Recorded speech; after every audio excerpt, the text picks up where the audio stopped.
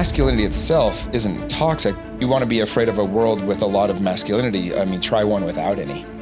You are the only person that's going to have to spend every waking second of every day for the rest of your life with you. Mm-hmm. Nobody else will do that. You better enjoy that time. Do what it takes to get to know that person. My life changed when I quit worrying what people were doing and I started worrying how people were doing. Love doesn't always look like just holding somebody and hugging them and whatever else. Like with my men, sometimes I get ruthless with them. And he was just like, I don't like that. I said, well, no shit.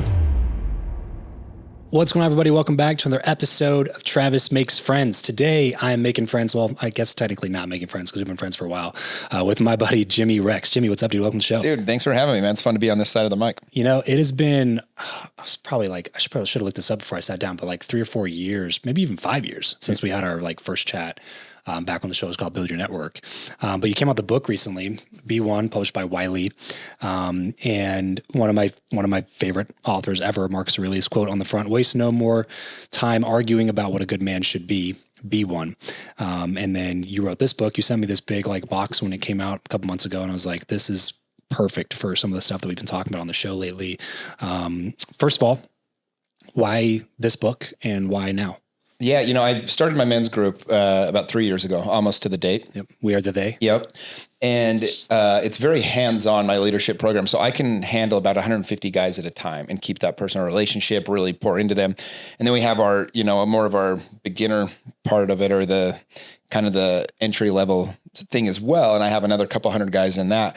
But ultimately, I was coaching with Ed Mylett a couple of years ago when I first kind of launched everything. And he said, hey, you need to get this to the masses. We need to get this in the hands of every guy, the information, the techniques that you're teaching, just everything that we were doing in the program. And so it was actually his idea. That's why he wrote the foreword for the book for me, because it was really his idea to come up with a book and just put everything that we were teaching inside of a program. And it's just, it's really hard for kids nowadays, especially, or for men even, but to find who do you look to? Where do you look for, a role model? And we don't have any conflicting bullshit. Oh, dude, we don't have any role models in movies anymore. We don't have them on TV, sports. It's hard to tell what, who to follow or not. And so ultimately, this was my best effort at kind of helping get some kind of guide to men.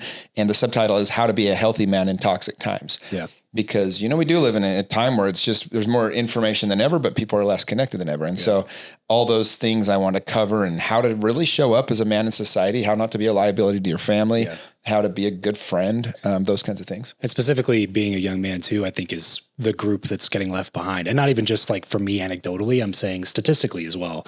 And that's something I think that Scott Galloway, I don't know if you follow his stuff a lot, but he talks about that a lot, about how young men are kind of the cohort that's being left behind and kind of forgotten about as society progresses. And frankly, like you said, there's not a book of common wisdom about how to be a man anymore, because the ideal has changed in the last 60 or 70 years, probably mostly for good reasons, but maybe overcorrected, maybe pendulum shifted the other way. And it's been a trashing of masculinity and masculine values, which also is not a good thing, nor is it productive for society. And arguably it's actually the worst possible thing for the mental health of young men who want to be some of these kind of traditional masculine values, and that they should strive for. And they've mixed the culture, I think, has kind of mixed the downsides with the upsides, and just called it masculinity and labeled the whole thing as toxic. And then all of a sudden it's if you display any characteristics of masculinity, any traits of being a man, then that's inherently toxic. And it's that is not what this should be. We have far overcorrected on this. Yeah, you said it really well. I mean, there was too much machismo, and a little bit, men did have this patriarchy that probably didn't include women the way that it needed to in the past, right? But there was also, I think, Chris Williamson said this on my podcast. He said, today's men are being punished for the patriarchy of the past. Modern men are being made to pay for the sins of a patriarchy that they are no longer the part of. Shit. Because we don't have this huge difference now. Women do have equal opportunity, just like everybody has equal opportunity in today's society. The discrepancy has shrunk significantly. Yeah. And when you start looking at even like the equal pay thing, like if we're being honest, like the jobs that are, the same job, doing the same skill set, pay 50-50 still. They're very close. It's the dangerous jobs that women don't want. You know, women aren't arguing to have more opportunities on these dangerous jobs or being, you know, garbage men or, you know, fishermen and some of these other professions that they don't want. But like I was in the real estate industry and 56% of the high earners were women. And so like there is plenty of opportunity in today's society. You also have to factor in, what does this do for society as a whole, and, you know, the family and having two parents working. Like I have my own opinions about that. And, but ultimately, you know, we talked about masculinity, and masculinity is it's not toxic or healthy or anything. It's nothing. It's just a thing. It's like a knife. Like a knife can save your life. A knife can help you eat your meat. A knife can help you build something that can save lives or make beauty or whatever else. Right. But it also can be used to kill somebody. And so masculinity itself isn't toxic, but, you know, there is this world that we live in, and there's toxic behaviors and there's toxic people. And so when they fall underneath that, that's where it kind of gets this bad rap. Yeah. But yeah, I mean, you want to be afraid of a world with a lot of masculinity. I mean, try one without any, you know, because it's the weak men that really do terrible things. And I always say, it's like this world went to shit when all the people that were bullied as kids got the power through technology.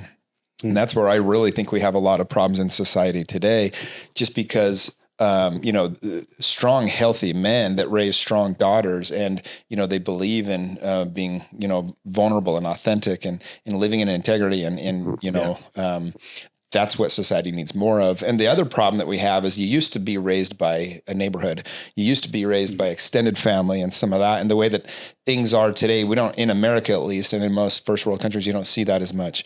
And, you know, you see these Filipino or, you know, these Latin communities and some of these Islander communities, and, you know, they still have that where, you know, you step out of line, your uncle or aunt's going to give you the backhand. You know, mentality. I think that is a big piece of what's missing in today's world for men. You know, I know for me, when I was younger, we both share, you know, the same, that we left a church that we were, you know, raised in.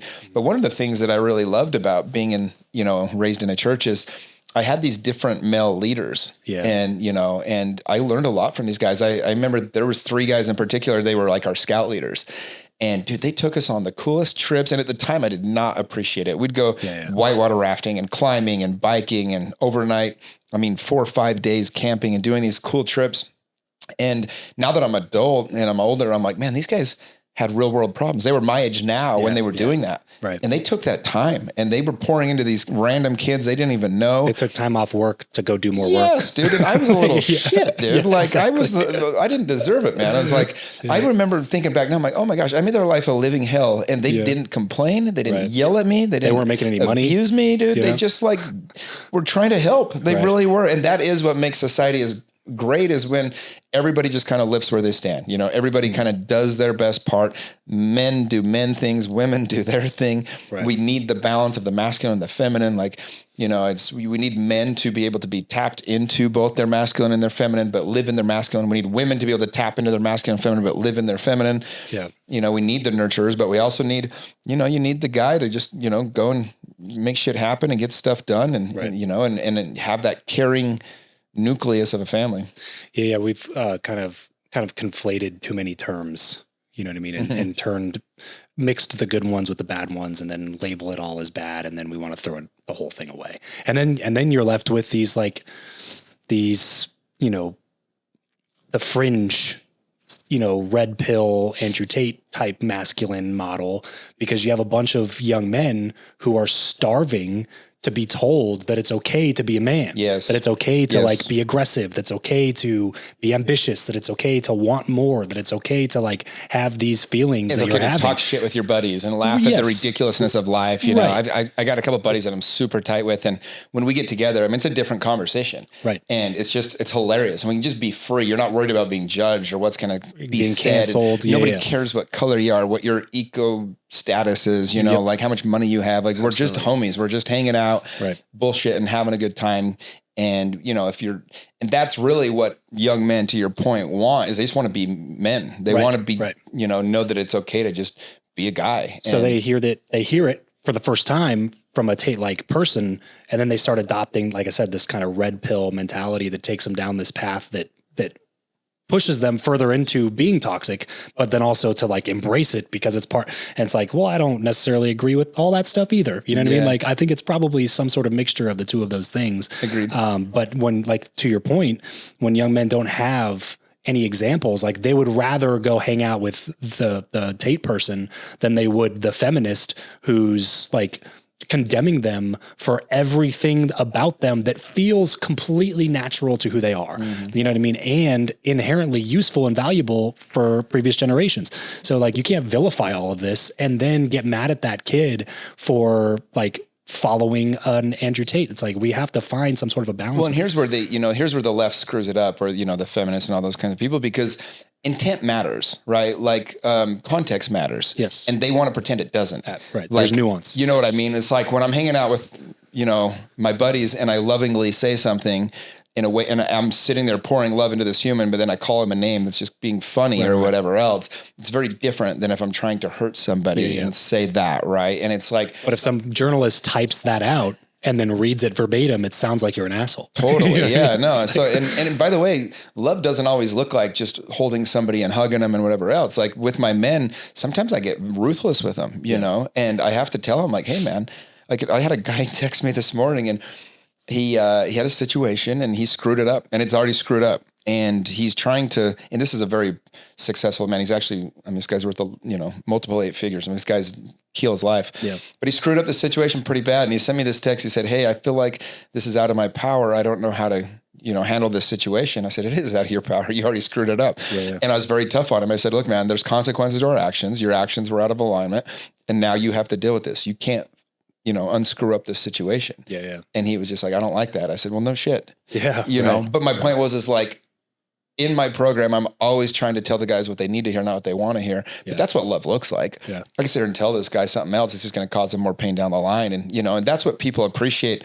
I think I get that a lot of people say, you're very real, or you're just very straight to the point. But, I love you enough to say the thing that no one else is going to say. Like, and that's what tough love is. And sometimes it doesn't feel like love in the moment, but it's the same thing with people in general. It's like my whole political stance is, I, consider myself a libertarian, but my whole purpose of kind of my beliefs is you can give people whatever you want, but you can't give them confidence. You can't give them self-respect. That's the only thing you can't give. You can give them all the material things in the world. Correct. But if you really want to help somebody, you're not going to just give them handouts and tell them that they're broken unless they get help from this person or this, socio group or whatever. And so for me, it's like, no, it's like, we have to teach people how to have self-reliance and how to, do what they say they're going to do and do hard things. Like that's where self-confidence comes in. Joe Rogan says it's best. He's like, if you want to make, the country a better place, you got to have less losers. Yeah. So every time you give somebody a handout or you kind of try to tell them that they can't do it without you or whatever else, you're really handicapping them and unfortunately doing it at their expense. Yeah. Yeah. Right. I want to go in on that a little bit, but I want to take these real quick. So this is Magic Mind. I gave you one right before. I tell people all the time now, like I don't podcast without these. It's just, it's a matcha shot. Really, it's a mental performance shot. So it's got ashwagandha and cordyceps, a little bit of caffeine, but not enough to like replace my morning coffee, which I appreciate. But it makes me feel like I got a little boost. You know what I mean? Dude, I'm down for it. Hey, cheers, bro. Cheers. Thanks for doing this. Let me know what you think. I quit doing alcohol about 2 months ago. This is my first shot in Vegas since I've been here. It'll make you feel better, not worse. That's pretty good, dude. Hey, you know what? It looks like you're gonna taste grass, like a wheatgrass shot or something, but it tastes. I think they're pretty good. It's almost like it's not mint. What is that? It's some kind of plant. I don't know. Yeah. Passion fruit is in here. Agave, olive oil, matcha green tea. You can go to magicmind.com/TravisC20 for a discount on your first order, whether it's a subscription or it's a one-time purchase. So magicmind.com/TravisC20, or you just use code TravisC20 at checkout. Promise you guys, I do not podcast about these things. They make me feel more productive. They'll make you feel more productive too. So thank you, Magic Mind. Okay, so going down the road of we're talking about like the social aspect of this and having a better relationship with self. So I recently put out an episode about the loneliness epidemic. We're starting to do solo episodes on the show again. And one of the things in that episode that was so shocking to me was the actual physical health problems that being lonely, that being socially isolated, the effects that it can have on you. And so, and if young people specifically, it's for young people specifically. And since you talk a lot to young men, I figured it'd be kind of a useful thing to talk through what can help with the loneliness side of things. Because what you brought up was a really interesting point, and something that I've found through research that I've done, that a lot of the research, if you're to ask a group of people, what do you think is the solution to loneliness or to social isolation, they would probably respond with something like, community or meetup groups or church or, something that gets you around other people. The problem is the people who are reporting being lonely are also people who don't report not having friends. So they're actually feeling lonely while they're with people, which tells us, and the research backs this up, that the real antidote to loneliness is actually aloneness. That it's actually being by yourself and being okay with being by yourself, which means you have to have a better relationship with yourself, self-confidence, self-respect, self-esteem, the things that nobody else can give you. And I've found, and I don't know if you agree with this, but I'd be happy to hear you speak into it. I've found that that the more that somebody who doesn't have any of that, self-esteem, self-respect, self-confidence, those things, the more that they place the burden on the friends and closest people around them to give them those things, the more isolated they become from the friend group, and the more difficult it becomes for their friends to hang out with them. What are your thoughts? Yeah, you said a lot of good stuff there, man. So, I wrote about this in my book, and one of the sayings that I have is, well, here's the problem that we have. First off, is there's a big difference between being alone and being lonely, right? So, one of my mentors, Stefanos Safandos, he says the secrets to life are given to us in solitude, silence, and solace. But what happens is we're so afraid of being alone or lonely that we mask being going inward. We mask that with what our society is today. So the big one, obviously, being social media, but also we can mask that with just being social. It's very easy to go be around people. Yeah. But people, just because they're gathered around people doesn't mean they're not lonely. So I do this thing when the first event they ever come to for my men's group, I get all 50 of them in a circle and I ask them a series of questions. And if it applies to them, they're supposed to take 2 steps in and be seen. One of the questions I ask is, if you feel alone often, please step in the circle. And bro, it's 95% of the guys will step in, whether they're married, single, 6 kids, no kids, doesn't matter. All the friends in the world, 0 friends. And what I realize is people feel alone. And here's why, is because they're all wearing masks. And so we can't trust the love that we're getting because we're not showing who we really are. So a lot of people will go out and they'll, put on this mask of being a great athlete or being rich or just, the partier, or, maybe it's just the scholar. Lewis Howes wrote a great book about it, The Mask of Masculinity. He talks about the 8 different masks and things. But ultimately, we go out and we do this. So when people are pouring into us subconsciously, and almost every guy in my group will say this at the beginning as well, they say, if they knew who I really was, they wouldn't love me. So they're thinking this person's loving me, but they don't actually know me. Yeah. So they don't feel any closer. There's not actually any connection there. It's more just surface relationships. So we have more of those than ever, right? And I talk about 3 different types of friends in the book too. There's, friends of basically of convenience, right? It's just we're friends. I'm not going to call you if I'm in trouble, but I like to see you around. There's friends that benefit us, right? I benefit you, you benefit me. On some levels, and it's not bad, by the way, this isn't bad. Not everybody's going to be your deepest friend. I would say we are that second level of friendship. Sure. Love you. Anytime we're hanging out, I want to spend time with you. You benefit me, I benefit you, but you're not the first guy I'm calling if I'm going through something. Yeah. Right. We're not at that level of friendship. The third friendship is the friendship of the good. This is the one where you're going deep. You're really showing who you are. Yeah. You're taking your armor off. You're risking getting destroyed by this human. And we should only have a few of those probably in our life. You probably shouldn't have more than about 5 of those kinds of friends. But the point is when you take the mask off and you just be real with people, and I think that's part of our friendship. We've gotten really deep on talking about some of our religious upbringing and things like that. Anytime you're connecting on that deeper level and you're showing a little bit of vulnerability, you just start to feel a little bit more connected and you trust the love that you're getting. And so in that case, all of a sudden it's God, if I ever needed, I could call that person. I could call Travis. I could connect on a deeper level there. And when we get those kinds of connections, those kind of friendship, we no longer feel alone. Yeah. Or lonely, I guess. But yes, the thing that we're most afraid of, we need to lean into. So for me, for years and years, I would date so much because I was so afraid of never getting married. I was afraid of being single. I was afraid of being lonely. And so I would just try to always be meeting girls or going on dates. What I didn't realize is that was truly a mask for me to avoid feeling that loneliness. And because I was running from that feeling, I kept on bringing it in. I never let it just come in. And so I finally took, 45 days and just said, I'm not going out with anyone. I'm not talking to any girls. I'm just going to sit in this. And I kept going in nature by myself for an hour or two at a time, a couple times a week, and just sit, no phone, just nothing. And people will do anything to avoid going inward like that. It's like the thing we're most afraid of because, well, if I really find out who I am, then I have to act on it. And if people really see who I am, then they might not like that person. They're not going to accept me. Right? And that actually is scary. That would hurt. It doesn't hurt if you reject me and I'm just showing you what I want you to see. But if I show you who I really am and then I'm rejected, that's going to destroy me. And so that's why people do it. It's a self-preservation technique. But if we can give ourselves the space and quit running from this idea that we're going to be lonely and just actually sit alone in the loneliness, you realize I'm okay. Yeah. And then once you can kind of overcome that, you get confidence, like, you know what, I'll be fine. Like Matthew McConaughey explains this really well in his book, Green Lights. He talked about like, he had a dream. I think he was doing ayahuasca. He didn't say that, but he was hinting at it. Yeah. Where he was 75 years old, never got married, never had any kids, and he couldn't believe how happy he was in the dream. And he was in his mid to late 30s at the time, and he was still single, and he realized that like, oh, I can choose how I decide how this is going to go for me. Like if I just choose to be happy, I'll be happy.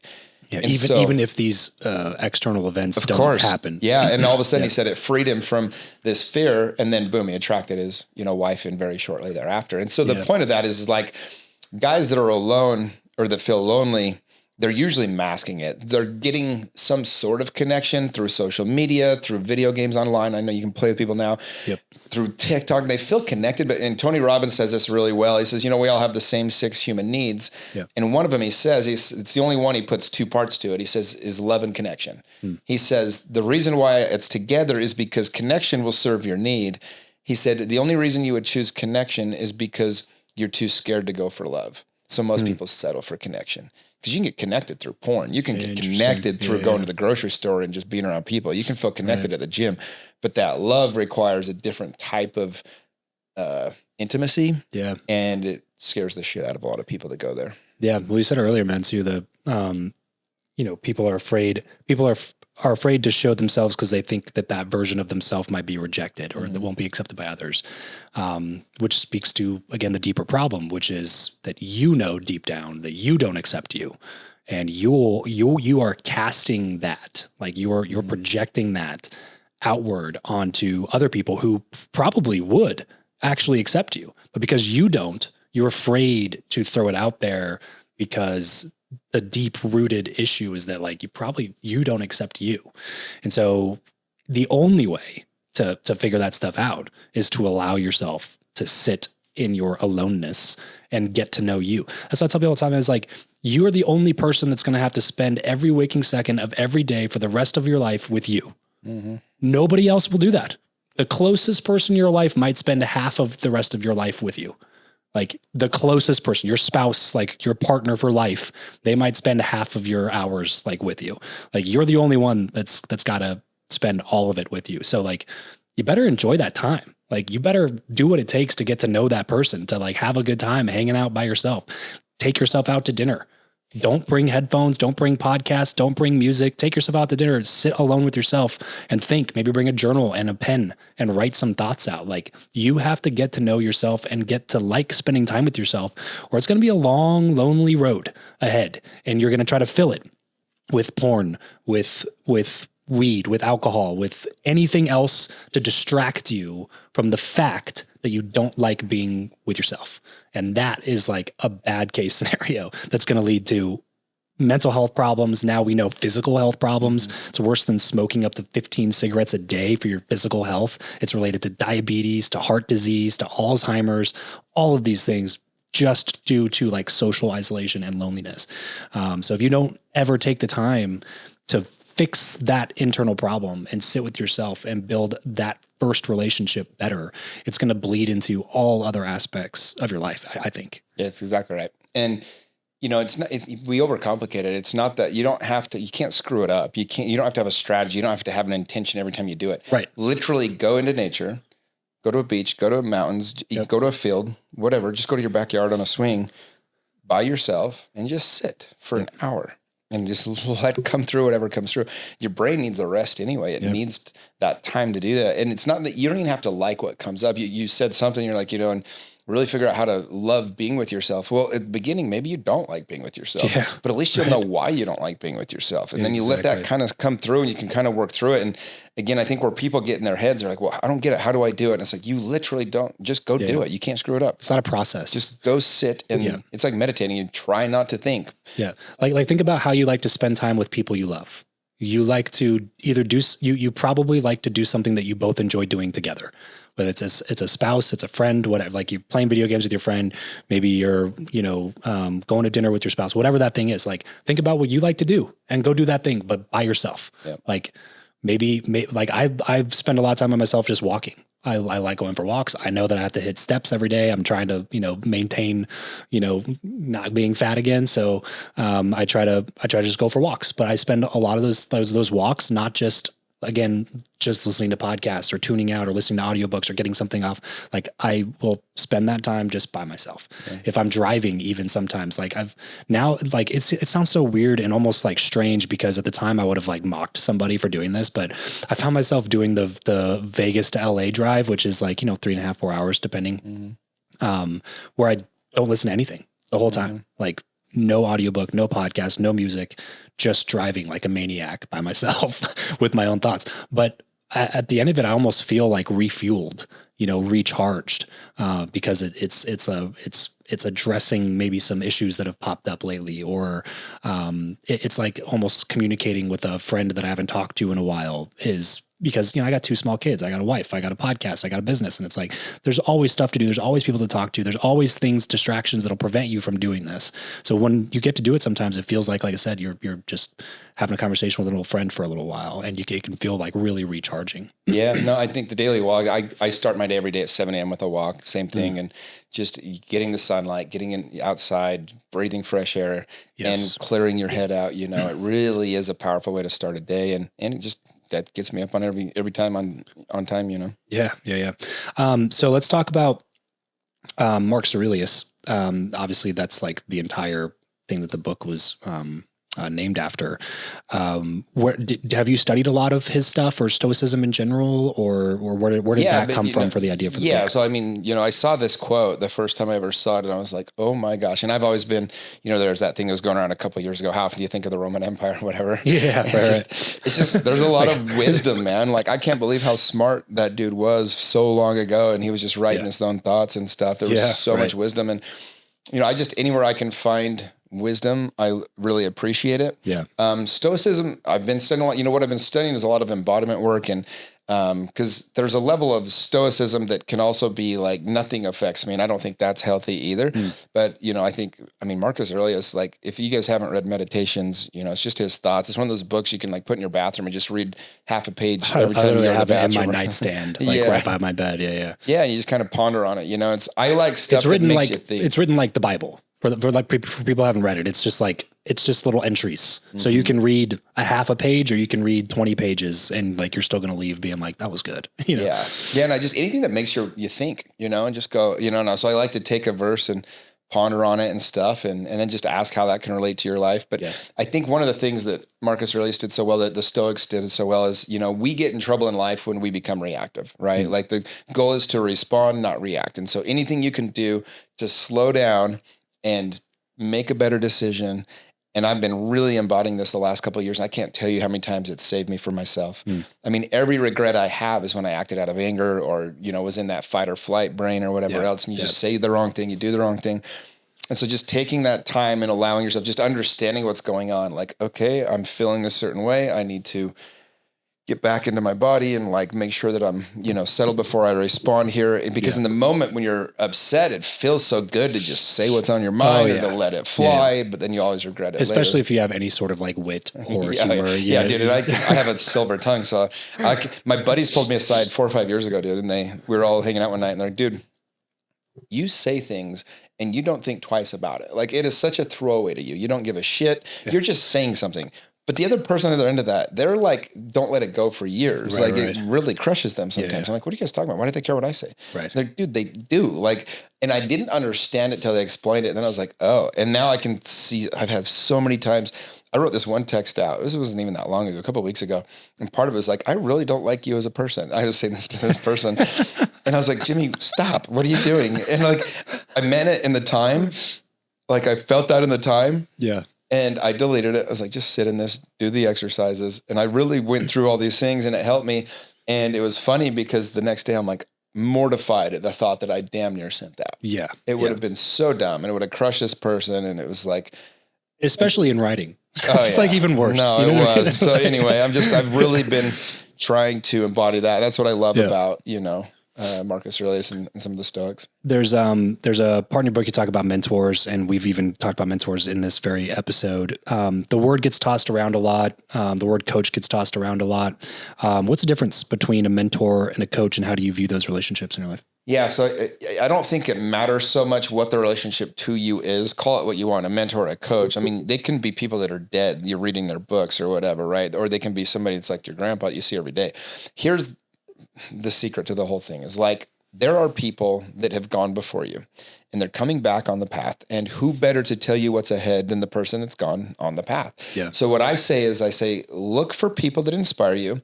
And then you want to find the person that's where you want to be, that used to be where you're at, and then do whatever you can to be around them. Yep. So for sometimes you got to hire them, right? A coach or whatever. Sometimes it's a mentor. Sometimes you can work for them for free. Sometimes you can just get an hour of their time, whatever that looks like. Sometimes you have to read their book or watch them on YouTube or whatever that might be. Yep. But ultimately find out who's done it. Success leaves clues. Dude, everything that's made me a good at anything I've ever done, my real estate, my masterminds, my events, I borrowed ideas from other people. I put my own twist on it. Yep. But I learned that from people that were much smarter than me. And so it's the same. And by the way, that's exactly what they did. Yes, exactly. There's nothing new under the sun. There's only so much truth, you know. You know when you hear it, you're like, oh, that's brilliant. Well, like you said, Marcus Aurelius was writing this shit like 2,500 years ago. Like nothing's new. Yeah. It's just that, you got to go digest it and find the information that already exists. Well, and you get to put your own personality in it and then deliver it in a way that your audience will receive it, right? And only you are capable of delivering. Correct. Yeah. And that's like, Jesus was the best example of that. Like, why did Jesus come? To show people how to find their highest self. Yeah. What he was really doing was showing people how to find your highest self. And for most of the world, I think 60%, believes in Jesus or whatever of the whole population of the world. It's like, that gives them a perfect example of going, look, this is how you find your highest and best self. For other people, they can look to Muhammad or, whoever Buddha that person, Buddha, sure. But ultimately, all of those great spiritual leaders are showing each person how to find their highest self. They all use the same basic principles, and it's done in their own message so that it can be received by that audience. And so I think that, again, I think there's universal truths, and our job is to be able to, try to get as much of that information as we can, live the best life we can, and then share it in a way that it can help other people, that it'll be received. Yeah. There's a really good book I've just picked up recently. It's called Steal Like an Artist. I'm about 60% of the way through it. Austin Kleon wrote it, and he talks about this idea of like I don't know if he calls it this, but this is how I'm remembering it in my mind. It's like a mentorship tree. So like you go find somebody that you look up to, that you respect or admire, and like kind of all the bullets that you just mentioned. And then you go look for the 4 or 5 people that person looked up to, respected, admired. And you go study like those things. You go look at like the people that those people looked up to, respected, you know what I mean? And you start finding these common themes, and you start again, figuring out and getting okay with the idea that like, oh, all these thoughts I've been having, these aren't new. People have been having these thoughts for thousands of years. These concepts that my mentor is working through are the same concepts that Abraham Lincoln was working through, that this person was working through, that person was working through, that Marcus Aurelius was working through. Like a lot of these things are very similar. You just have to figure out the information that resonates with you based on what you want to do on your unique, for your unique perspective. And then how you share that, like you said before, comes through in your personality, in your thoughts and your experiences. And maybe if you're lucky, can hit and resonate with an audience of people who care about what you have to say and care about your spin on it because they want to learn from you. You know what I mean? And like, I think that's just our responsibility, is just to carry on truth and to disseminate information and let correct ideas and incorrect ideas, bash heads and duke it out until correct ideas stand strong. And those are the things that we keep progressing from, generation to generation. It's not only not a bad thing to like steal from other people in terms of like in the way we've been talking about it. Obviously plagiarism is wrong, but steal concepts, ideas, turn them into your own and speak them the way that feels good to you. Like that's not only not bad, it's actually good and suggested. Yeah. Well, I'll give you an example. I was speaking at an event this morning to a bunch of realtors, like 400 real estate agents. And one of the guys in the audience on the Q&A part of it, he said, hey, you've talked about before on your videos about this exercise you do with your guys, the list of 50 things that make them a badass. And it's essentially, I learned it from Jen Gottlieb when we were in the 100 Million Mastermind together. I put my own spin on it to make it more impactful at the end. But I shared that from the audience, and the guy that's hosting the event, the real estate coach, he goes, we're going to implement that into the program. We're going to start it tonight. And like the way that I spun that and twisted that was kind of mine, but I took it from Jen, and who knows who the hell she got it from. Right. But I'm grateful because it helps people overcome their imposter syndrome. It helps people have more self-confidence. And so this guy literally while I'm still on the stage, he's like, we're going to use this. Like, I didn't feel like, hey, you can't use that. It's mine. It's beautiful. My message can now touch hundreds of more people that it would have never got to before. And that's really why these things, like we all need to be able to take ideas, and part of an intelligence or part of humor, part of all these different things is being able to decipher what is useful versus what's not and push that forward. My program is essentially 2 years, and really what it is, it's the 20 years that I did.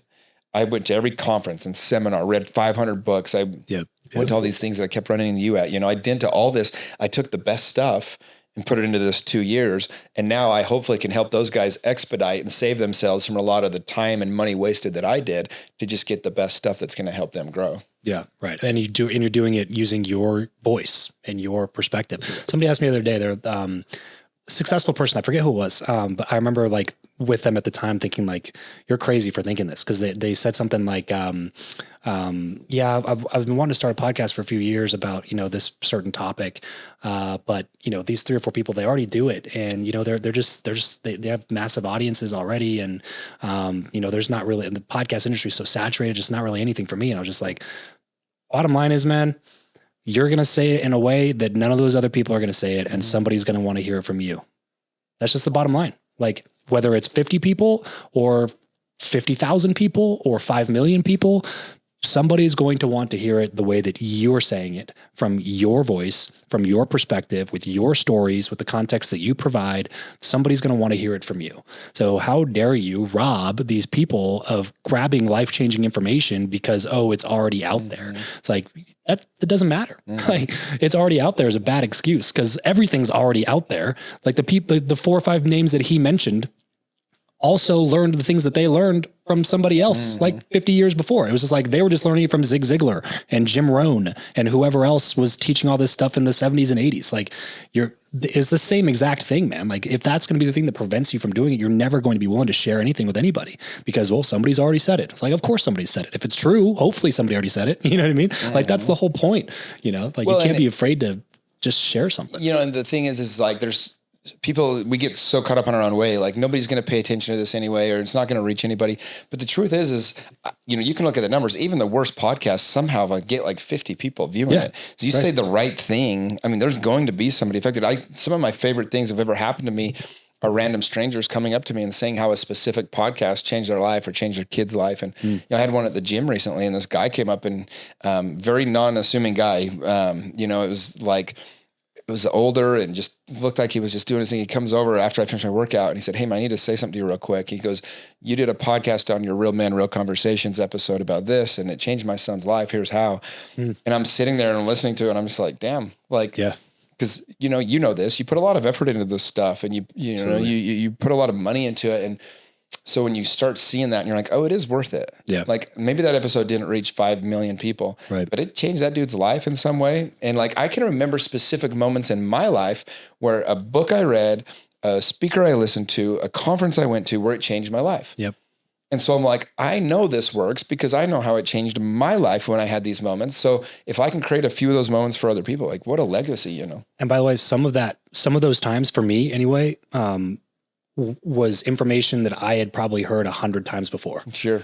You know what I mean? But it's just something happens. Like you're in a particular moment in life, you're going through something personally, professionally, and something that somebody says, you hear it in a different way that allows you to internalize it and actually apply it. And it can change your life, even though it's the same damn information that you got 34 times in the last 12 months. Somebody says it one time a little bit differently because you're going through something, you take it and you go, wow, that's great. And then you put it into effect in your life and it actually changes something. Yeah, I mean, you can read the same book. If you read the same book once a year, Totally. It's going to be a completely different book to you. You're going to read different parts of it. Exactly. So even if you share the same message, well, and it's like your brain's looking for different information. Yes. Yeah. I could teach the same thing over and over 100 times in a row. And like, you're going to get something new out of it because it's like, you needed to hear it. And by the way, it's not like you're implementing everything when you heard it the first time. So you have to hear it so many times before you actually go, okay, that's what I need to hear. So with all the stuff you do now, man, I mean, you've been a real estate agent for a long time, 2,500 homes, 3,000 homes? Between me and my partner, it's about 3,000. Yeah. 3,000 homes, which is no small thing for a real estate agent to do. And so you've, done a lot of that, done a lot of house flipping, real estate investing, even investments in restaurants. And now you run a men's group, you're an author, you're a podcaster. How would you identify yourself to somebody? Curious. Yeah. I'm a guy that's like, you know what? I'm very much up for the adventure of life. I've used to joke around and saying, I'm not afraid of dying. I'm afraid of not living, but it's true, man. I like, too many people, they think this thing's a test run, and they're just kind of going through the motions of life. And, thankfully I'm stubborn enough that I really try to do what feels right to me always, even if it's not popular. Yeah. You're that way too. Like leaving a religion that your parents raised you in is probably the most difficult thing you're ever going to do. And, but it kind of like, it's just kind of that spirit of just like, you know what? I'm just going to go out there and do my best. Like the people that really move the needle in life are willing to take action, not knowing if it's going to work. Yeah. And that's it's the one principle they all have in common is that they're just willing to try the thing, not knowing if it's going to work. And so that's how I do life. And I kind of like being a little bit of a wild card, a little bit of it. I think people know I have a big heart, but I'm also like just a complete wild card. Like nothing surprises people anymore. Anyway, so that's how I would probably describe myself. Just a guy that just loves to just trying to live the best life that he can, man. And really willing to try stuff and willing to fail. When we first connected, first of all, my dad's been a real estate agent like my entire adult life. So anybody who's a realtor, I kind of instantly have like some sort of connection with them just because I grew up in a house of a realtor, and got my real estate license when I was like 19. Never did anything with it because I was doing door to door at the time and I was making good money doing that. But so there was that. And then it was like, my show is called Build Your Network, and you're like an eternal networker and somebody who loves getting to know people and building relationships and the tips, the tricks and everything in between. But then one of the other things that we connected on that I was like, man, this is like somebody who actually we're going to probably be friends for a while, was travel. It's like a big value of mine. I know it's a big value of yours. So talk to me about the philosophy behind why you think travel's a good idea, and like how useful it is as a self-development tool. Sure. I mean, the fact that we can travel the way that we can today in society is unbelievable, dude. Like, think just 100 years ago. Yeah. 100 years, you couldn't get anywhere. I mean, you were maybe once in your life, you'd cross an ocean, Now, dude, I mean, I've been to 112 countries now. Wow. And I just want to see things. I want to experience it. And you learn so much by traveling. Like I grew up in Utah, dude. We have like 9 minorities in the state, right? Like you just don't see anything besides white people basically. And, everybody that's not, but I'd never met a Muslim till my 30s, like truly met one and sat down. Right. And I had a buddy that I ended up meeting who grew up Muslim, and he was born in Palestine actually, but raised in Egypt. And me and him and another friend decided to go to Egypt and visit his family. He hadn't been back in 11 years. And dude, and we went to the pyramids and all that, but we had dinner 2 nights in a row with his family, and they really do the feast, right? The whole extended family, and it was like welcoming home this son, and to be there with him, man, and be able to experience the culture. And these people just they love their family. They love their life. They're trying to raise their good kids.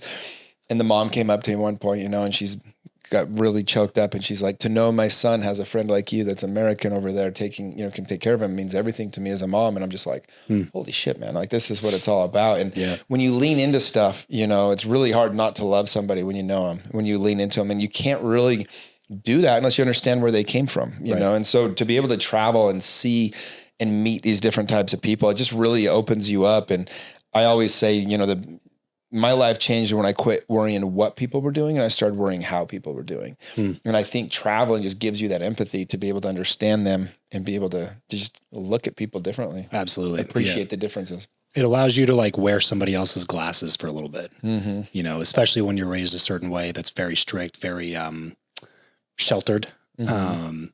You almost have a pair of glasses that's just like glued to your face, and it's really hard to be able to see anybody else's perspective, to be able to exist for a moment in time and see the world the way that they see it. And I think it's pretty much impossible to see the world exactly the way somebody else sees it. But I think that we can try our best. And I think that activity makes us a better person overall, even if you end up coming back to putting your glasses on and going like, I like this one better. You know what I mean? Well, it's really good for perspective. I mean, you know, if all these people that shit on the United States that live here, it's like, they haven't been to their places. Yeah. You know, which is remarkable. Why is it that every other country, when they're trying to fight for freedom, they wave the American flag? It still stands for something. Like they still know, right? Like some of my favorite human beings alive, I coach one guy's son, he's an immigrant.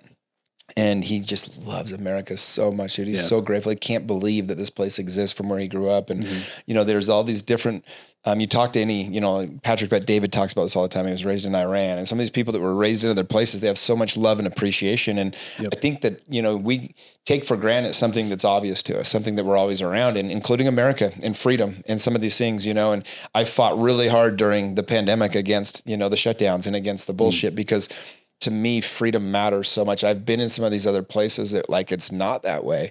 Dude, you know, and me and my buddy, we were in Saudi Arabia, and we accidentally did something that almost got us arrested, and started the reality of like, oh my gosh, this isn't like the US where we'd have like, be able to talk about what happened and plead our case, and they don't have empathy. It's like, no, black and white, we did something we shouldn't have done. We accidentally took something that seemed like it was free and it wasn't. And it just, the whole thing just, it was one of those moments where you're just like looking back, you're like, we're idiots. And we ended up returning it, but it was just like, oh, we could have been hands chopped off for that, dude. And like, you start really thinking about some of that stuff. And you're some like, real consequences. I really love some America. Brittany Griner shit. It's one of the reasons why people don't travel, is because they hear stories like mine and they're like, no, thanks. I'm good here in Tennessee. But doing that does give you the perspective and the appreciation. And then it's just fun, dude. Like the experiences, man, the stories that you get. I can't imagine not having experienced some of these countries I've been to now. And I think, for me, anyway, it teaches me a lot of patience and stuff too. Like what we were talking about earlier with, you know, things are neither, or events are neither good nor bad, but it's your perception of them that makes them so.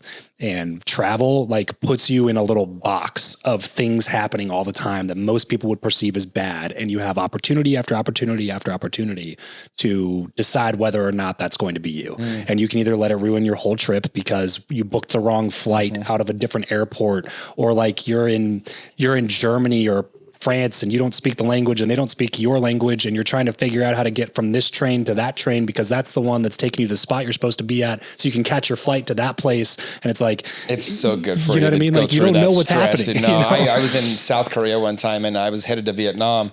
I was meeting up with my buddies and in Hong Kong, but I had to go through Vietnam. And my number one place at that time was Halong Bay that I wanted to visit, which is in Vietnam. I get to the airport, and I was there a few hours early because it was raining. And the guy's like, well, you need the visa. And I was like, well, it's on arrival. He goes, yeah, but you have to order it 3 days in advance. And so like, I wasn't going to be able to make it, dude. I freaking called the embassy in Vietnam. I bribed the guy, literally sent him money, PayPal'd him to do it then. He was like leaving the office, sent me my thing. An hour later, it was like my highlight of my trip. It's one of my favorite things I've ever done. It's just, you just learn how to figure shit out. And like people underestimate the value of being able to figure something out. Like when I was a realtor, my close to people, I mean, I was closing hundreds of homes a year. So I would just say to them, I said, look, I can't quantify this on a spreadsheet for you, but have you ever met somebody who just knows how to get shit done? Well, I'm that guy. That's why I close homes. There's just an art to this shit of getting it to the finish line. And you learn that traveling. You learn that getting put in these positions where it's the highest stress in the world. You can't communicate. You've lost your thing, whatever it is. And you just figure it out. And there's so much beauty in that. You're forced to. You're forced to. And you're forced to reconcile with the fact that if you don't, it's okay. Yes. You start. Well, I always say all pain in life comes from unmet expectations. Yes. It's like when you're traveling, you're doing these things, like shit's just gonna go wrong. It always does. And you got to improvise, and you've got to let go of your need for everything to be certain or to go a certain way. And when you do that, there's a lot of beauty in it. We're in Paris and we're trying to catch a train over to Switzerland. And we show up, it's early in the morning. It's cold as shit outside. And the train station's not indoors. It's like a lot of it is outdoors. The majority of it, it's like an open roof type thing. So it's still cold in there. And what happened was the whole train system was shut down because there was a bunch of protests. Oh. Like government protests. And so literally it just wasn't running. So we're trying to figure out how we're supposed to get from this place to this place. Cause we have this like Airbnb that we booked that was by this train station in Switzerland that we're supposed to get to that night by a certain time, or we lose the reservation, all this other stuff. We ended up having to take a train to, that was left a couple hours later. Which we didn't, we already checked out of our previous hotel, so we had nowhere to be. So we were just like sitting in the cold for 2 hours waiting for the train to get there, for the train to leave. And it took us to a different place in Switzerland. So we had to go to a different place in Switzerland, figure out how to rent a car at that terminal, and then drive in a country that we don't know 3 hours away to the place where the first train was supposed to go. You know what I mean? It's like when stuff like that happens, there's two types of people. Mm-hmm. There's the person that's pissed the whole time and they let it ruin the entire day. And then luckily me and my wife are very similar in that regard, where we can take ourselves out of the situation, be pissed for a second, throw something, and then just be like, all right, well, what do you want to do? You know what I mean? Like we go get some coffee, you know what I mean? Like we can go grab a freaking drink. Yeah, I know it's 7 a.m, but I don't care. You know what I mean? Let's put some whiskey in that coffee. You know what I mean? What else can we do? Like we now have to drive 3 hours. So what can we hit along the way? Is there some cool stuff that we want to stop off and see? How do we turn this into something that's positive, that's going to be a good experience, that's something that we look back on with good memories? And like that frame, just that one thing from travel to me has been worth like all of the issues that I've come across traveling, which is in abundance. There's no, nothing will help you grow faster as a human being in so many different ways. Yeah. Right. So dude, I mean, what's next for you? You have We Are the They, you wrote the book, you got the podcast, more of the same. What are you trying to do? Yeah, doing a lot of the same. I think that the group will only grow as much as I do. And so I'm working a lot on myself, just in all aspects of life. And so I spend 2-3 hours a day just doing my own work, trying to improve myself, reading, doing writing exercises, working with my coaches, going to events and things like that. And then, it's a really good place. I really enjoy what I get to do right now. If I could freeze time and keep it just like this forever, I would. Yeah. I know you can't. So I'm constantly evolving and trying to change things up. But, I'm not in this place right now where I'm like trying to grind this huge thing. I spend every day from 7 to 10 a.m. is my own time. Nice. I meditate, I read, I study, I go for my walk. I do cold plunges sometimes when I'm filling up for that. I'm doing those things, but I'm like really spending that time each morning just with me. Something I'd never allowed myself to do. And then I'm just trying to enjoy it. Like this last week, Thursday and Friday, I went to an event with 8 of the couples from my group. And then I flew to San Francisco. I threw out the first pitch at the baseball game there. I have a goal to throw at every stadium. And so I had this randomly the next day. I took a red eye to Cleveland that night. I was throwing out the game in the Indians game. It got rained out. So I flew in here this morning to speak. One of those fun situations. You gotta deal with. Yeah. And then I did this podcast with you, and then I'm driving to Santa Ana. I'm going to speak tomorrow.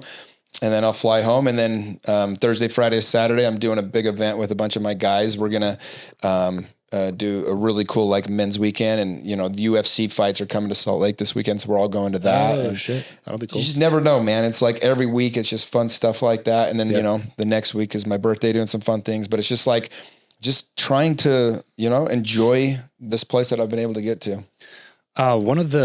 So the show used to be called Build Your Networks, now called Travis Makes Friends. The reason that I kept it along the similar lines is like, I realized networking, first of all, it's like a buzzword that a lot of people don't like. It feels slimy and scammy almost.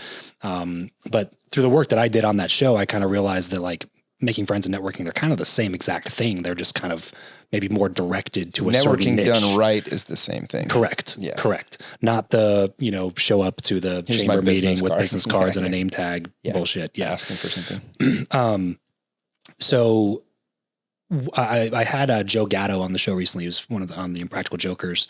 And he told me that the number one question that he gets on his podcast that he does with Steve Byrne, is another hilarious comedian, is how do you make friends as an adult? So I'm curious to hear your thoughts. How do you make friends as an adult, Jimmy? Well, number one, you've got to put yourself in a place where there's going to be the type of people you want to meet. So like, what are you into? You find your interest. Like if that's hiking, honestly, you go find people that hike. If that's jujitsu, you go, join that, whatever. If it's the gym, you go to the gym. You find the type of people you want to be around. And then you have to be willing. And I say anything you want more of in life, give away. So if you want great friends, be a great friend. Like study it though. What does a great friend look like? A lot of people don't have the skills of being a friend. They don't even know what it looks like. They don't know how to hold space. They don't know how a friend calls you, not asking for anything, not offering anything. They just call you to bullshit, right? I laugh because a lot of these guys I get in the program, some of them just don't know how to be a friend. And so we teach it. We literally teach how to be a good friend and how to show up for people and how to, it's an art to be able to just love somebody, not needing anything in return, but absolutely like my best friends, we'll go weeks without talking to each other and we pick up right where we are. There's no expectation. There's no judgment. Like I can be me 100% with them, And so I think the number one way to meet friends is put yourself in those places. Like that's why I started my group. Like it attracts like-minded people. Yeah. So if you're into self-development, you see what we're doing. There's plenty of video. You can tell what this is. And if you're like, actually, that looks really cool, then you join, then it will take care of it for you. But once they're there, once you get in those places, you got to be vulnerable, authentic, and in integrity, and being authentic is really important. Like nobody likes the guy that's the smartest, richest, wealthiest, funniest, best looking dude in the room. Yeah. Only thing people care about is how you make them feel when you're with them. So where the mistake is like, well, these people will like me if I show them I'm good enough. But the truth is it's like, no, everyone's worried about themselves in the sense of how do I feel when I'm with you? So if you enjoy being around me, you're going to want to be around me more. But if you don't, then you won't. And it's really that simple. So Jordan Peterson talks about this. He's like, when he talks about raising children, he's like, you want to raise them so they're not assholes. Yeah. Because then when they're older, nobody wants to be around them. Yeah. I think that's in the, was it 12 Rules for Life? I think that rule is like, don't be an asshole. Yeah. Don't let your kid do stuff you don't like. If you don't like your kid, other people won't like your kid. It's something like that. Yeah. But that's the truth. Like learn how to be likable, and you can study this stuff. I teach a full 12 weeks of my course. I call it social dynamics. And I teach people how to be a better friend, how to shut up and listen. You can appreciate it doing a podcast. You know when to shut up because you listen back to your episode and you're like, oh my gosh, I kept over talking that person. So now you've learned how to shut up and you don't always have to have something to say. And how to just hold space and listen and, and check in on people. My favorite thing to do is to do check-ins, man. I check in on my guys all the time and just my friends and just say hi. Don't ask for anything. Don't offer anything. Just because people usually only hear from people when they need something or on a special occasion. Yeah. So when you call them for no reason, like like I said, I got a 4-hour drive ahead of me today. I'll call 15 dudes and just bullshit, and just chat, just check in a little bit. Yeah. Yeah. I try to do that as often. Like when I go for walks, actually, I just send videos randomly to people. Just kind of go through what I do is I go through like my text messages and then I'll scroll all the way to the bottom and just start scrolling up and seeing like, oh, it's been 3 or 4 years since I talked to that person. Like, let me just send them a video, say what's up, say something about them. And like, it's not for the purpose of this, but it always leads to good stuff. Yes, for sure. You know what I mean? Like it's never with the intention of, I hope I can get something out of this person. No, you just do it because stuff happens. A good thing. Yeah. I got a message the other day. It's a guy in Utah. He started his company called MX. It's a multi-billion-dollar company. He's the founder. So this dude is one of the most successful people in Utah. And just left me a message, dude, for a minute. It was just like, man, I've been following you, watching your evolution, what you do now to help these men. It's just so inspiring, man. I just wanted to tell you, great job. You're doing a good job. And I was like, that meant the world to me, like, coming from that guy. I know how busy that dude is, but he took the time. He saw something I'd done, or he just had an impression to reach out. And I just quickly messaged him back, and that was it. He wasn't asking for anything. He didn't need anything, but I immediately was like, man, I miss that dude. I'm going to reach out to him more, Also speaks to probably why he is as successful as he is, right.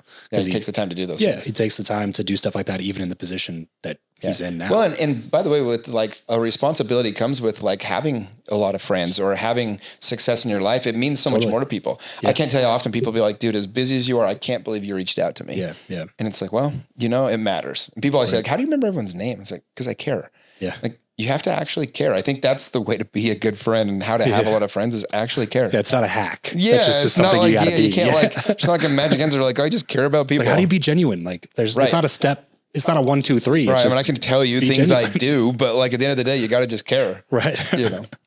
Last thing before I let you go, bro. This stuff's been blowing up all over the place. I know you have thoughts on it. The Secret Lives of Mormon Wives. That's been all over the place. I know my wife's watched through, I think a lot of it. I don't know how many episodes there are, but it's been on in the background, as I've been walking around. What are your like overall thoughts? I know you have a personal relationship with a couple of the people from there. So, as much as you can give, some color, some context. Yeah. I had Layla on my podcast. She's the black girl in the show. It's Utah. There's only one.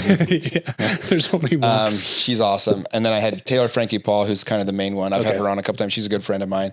I think she's awesome because she's so real. She's just very real.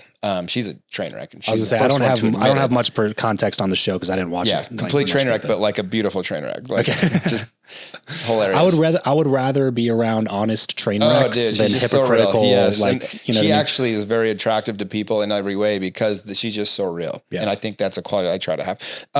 They actually did a pretty good job of capturing the, what it's like to live in the Utah bubble. I actually was impressed. Now look, the shows, they're all a shit show and they're doing it for fame. It honestly showed the pitfalls of trying to be famous on social media. To me, that was the first lesson was especially trying to be famous for nothing. Yes. Like it's just for being a TikToker or for being an influencer. But they did a really good job. There's one scene in particular where half the girls are invited to the baby blessing, half aren't because they're not as spiritual and they kind of want to keep it very spiritual. And I'm like, oh my gosh, that's so like, it was a little bit triggering because I'm like, oh yeah, that's how it is. Absolutely. Right. And then there was other parts where, the judgmentalness of it comes out and you start seeing there's some sexual shame that they do. This girl wants to essentially do a sponsor deal with a dildo company. Okay. And sex toys. And their mom is shaming her and the sister's shaming her. And it's like, wait, she's happily married. Like sex toys can be absolutely, even in the church, they like, don't tell you not to use sex toys. Right. I don't think it's ever been talked about either way, but like it's known that you can have sex toys, but there's so much sexual shame about just being sexual. I thought they captured that really well. So overall, I mean, it was like, look, it's not a true view of Utah Mormons, but it's a true view of the culture in general. And so I was entertained, man. What would you say to like young people that are watching that and kind of idolizing the acts or the fame or the status plays? Pay attention to what you're watching. Like fame by itself. This is one of the things I love about having the podcast and the book and stuff like that. When somebody comes up to me, it's because something I did like probably helped them or change their life. So when people approach me, they're like, hey man, let me tell you, I read your book and this, right? I had one the other day. This guy was like, dude, I read your book, your first book. And I quit my job the next day, went all in. I realized I was playing it safe. It's the punchline of it, or the tagline is the hidden dangers of living a safe life. And I was like, wait, are you serious? He goes, I'm dead serious. I was like, wow, how cool is that? And he's thriving. He's got his own practice and all this stuff now. He's a therapist.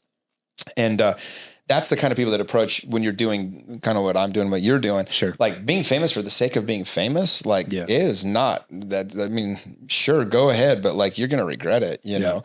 And so I think that's the overall arching thing that I got out of it was careful what you wish for. I don't know. Careful what you optimize your relationships for. Really bad. And well, dude, this has been a lot of fun. I'm going to get you out of here because I know you got a bunch of other stuff to do. But before we take off, so question that I ask sometimes, and I'd be curious to hear what your response is. If you could guarantee that you would have a video go viral and the whole world would see it, what would the message of the video be? I would do the story. So I tell a story to my guys about being good enough. And when I was a kid, my dad wanted me to get held back when I was 14 to be a baseball star. And I told him I wouldn't do it. And long story short, he told me, he said, okay, well, just so you know, you're not good enough. You're never going to play baseball again. And I wrote that under my hat for like 3 years. I wore that hat. I ended up having a pretty good baseball career or whatever. But it wasn't until I was an adult, just a couple of years ago, I saw that hat for the first time in like 15 years. And I realized the power of words and affirmations. And so I work really hard to help people know that they are good enough and like to do away with that limiting belief. But you're doing good, man. You're good enough. You're just like, we don't have to earn love when you're around the right people. You're just loved. You're enough. And that's the message I would share. Love it, dude. Where can people find more about you? Obviously, pick up the book, Be One, wherever you get your books. It's on Audible as well. We're also read by Jimmy, so I recommend that as well. Besides the book, where can people connect with you? Mr. Jimmy Rex is my Instagram, and everything that anytime I'm opening my group up, anytime I'm doing a mastermind or an event, a new podcast, I put it all on there. So that's the best place to follow me. At Mr. Jimmy Rex over on Instagram. Go give him a follow, buy a copy of the book, go through it, tell him you heard about him here on the show. Jimmy, thanks so much for doing this. Everybody else watching, listening, you are enough. And as always, remember to leave every relationship better than you found it. Catch you up on the next episode. Peace.